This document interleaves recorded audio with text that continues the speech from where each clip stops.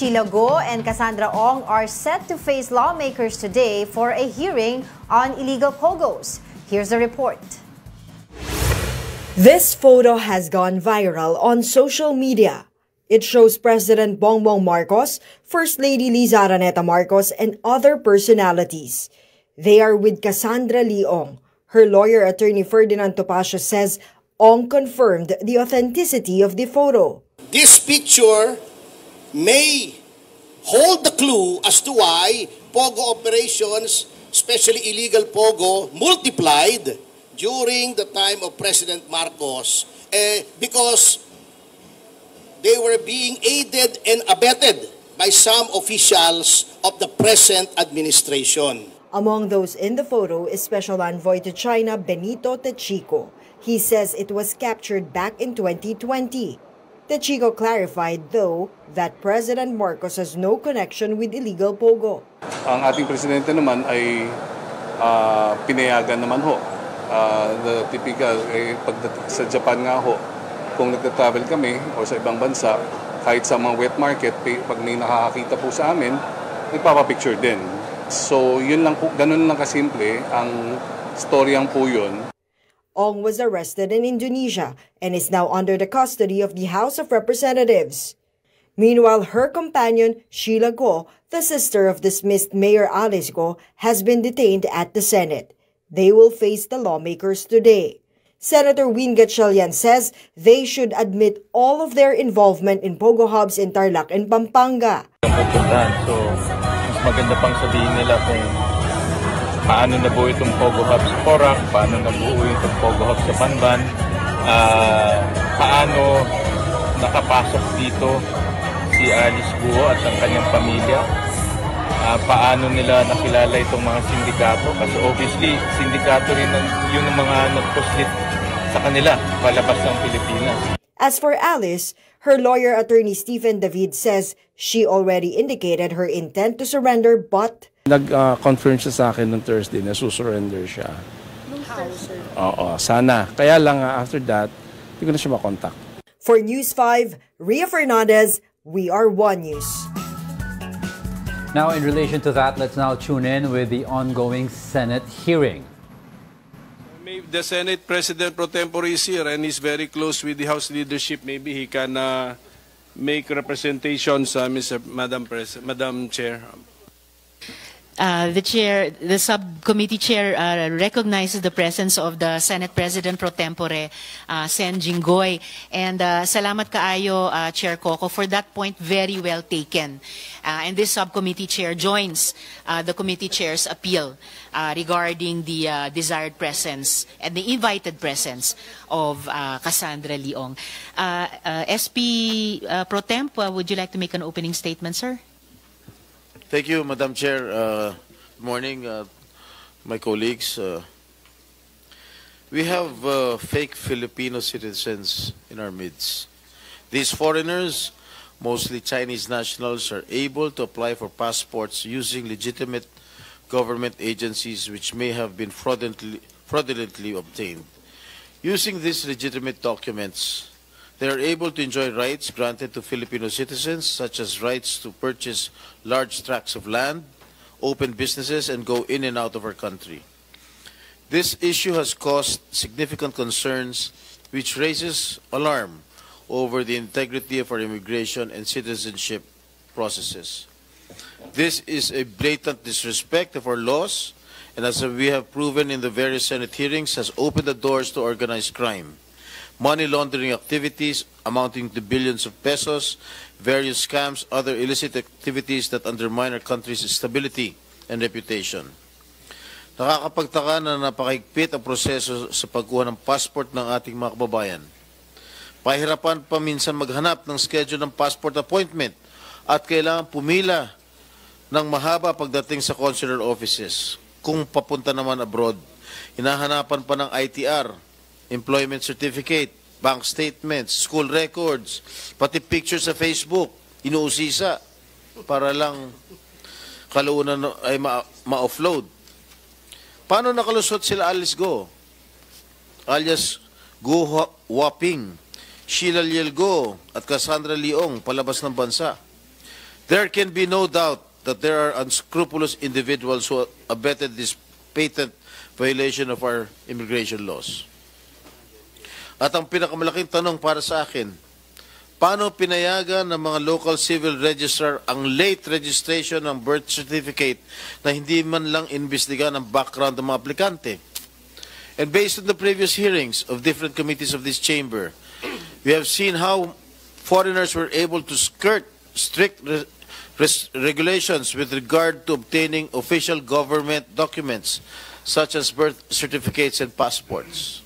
Also, the issue of the 10-year passport validity, talagang gamit na gamit ito dahil just imagine 10 taon silang may illegal Filipino identity. Furthermore, who didn't the Bureau of Immigration immediately arrest Alice Go for violation of the immigration law, for faking her identity when the NBI had already testified here in the Senate that this lady is a Chinese national? We have to put an end to this menace. I also submit that the DFA should have immediately canceled Alice Go's passport when the NBI testified here in the Senate that she is a Chinese national in possession of a Philippine passport. Thank you, Madam Chair. Thank you, SP Pro Temp. Yes, Sen. Sherwin? Madam Chair, just to reiterate the appeal of our good minority leader, Senator Coco Pimentel, and just to spread into the records and remind the body that on June 26, during our June 26 hearing, subpoena was issued against Cassandra Leong for not showing up during the hearing, and when we invited her during the previous hearing. On July 10, she was cited for contempt for not again showing to the hearing, and that's why she has a pending citation for contempt here in the Senate. And we once again appeal to our colleagues in the House, since the agreement was so that both chambers will be given a chance to field their questions to the resource persons. Ms. Cassandra will be allowed to participate in the Senate hearing. So just to put that and spread that into the records. Thank you, Sen. Sherwin. Very welcome. Sige po, kung maaring simulan yung pagtatanong sa NBI kay Director Santiago, sir. Gaya ng naalala nyo siguro, ako po'y sumulat ng letter sa inyong tanggapan, humihingi po ng update dun sa manhunt nyo noon para kay Guo Huaping. And then just a few days later, nakatanggap po ako ng impormasyon na wala na nga siya sa Pilipinas. At ito nga po, gaya ng pinaalala ni Chair Coco, ang isiniwalat ko sa isang manifestation nitong August 19th. So, ang tanong ko po sa inyo, kailan po ninyo nalaman ng NBI na wala na sa Pilipinas si Alice Guo?